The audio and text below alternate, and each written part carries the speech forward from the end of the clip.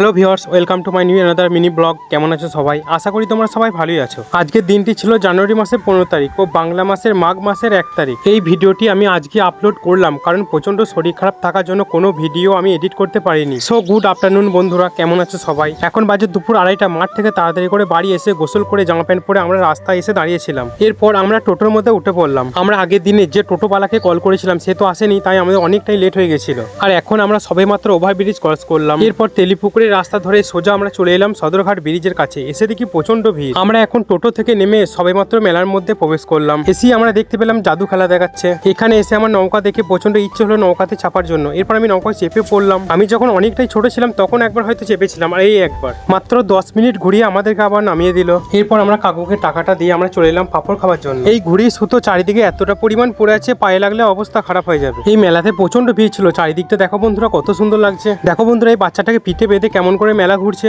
এখানে কিছু ভাই ট্যাটু করে নিচ্ছে। এখানে আমরা 250 মতো জিলিপি নিয়ে নিলাম। প্রচন্ড ভিড় থেকে মেলার এক সাইডে বেরিয়ে আমরা দাঁড়িয়েছিলাম। তার মধ্যে আমার পায়ের এই অবস্থা। আমরা এখন জিলিপি খেতে শুরু করলাম। জিলিপিটা এতটা পরিমাণ মিষ্টি ছিল আমি তো খেতেই পারছিলাম না। এরপর আমরা ফুচকা খেতে শুরু করলাম। তারপর আবার ঘুগনি খেতে শুরু করলাম। এখন বাজে রাত্রি 8:30। দেখো বন্ধুরা চারিদিকটা কত সুন্দর লাগছে লাইটে। এরপর আমরা বাড়ি ফিরবো, এই জন্য হেঁটে হেঁটেই যাচ্ছিলাম আমরা তেলিপুকুর মোড়ে। চারিদিকে প্রচন্ড ভিড় ছিল, সবাই তো একসাথে বাড়ি ফিরছিল।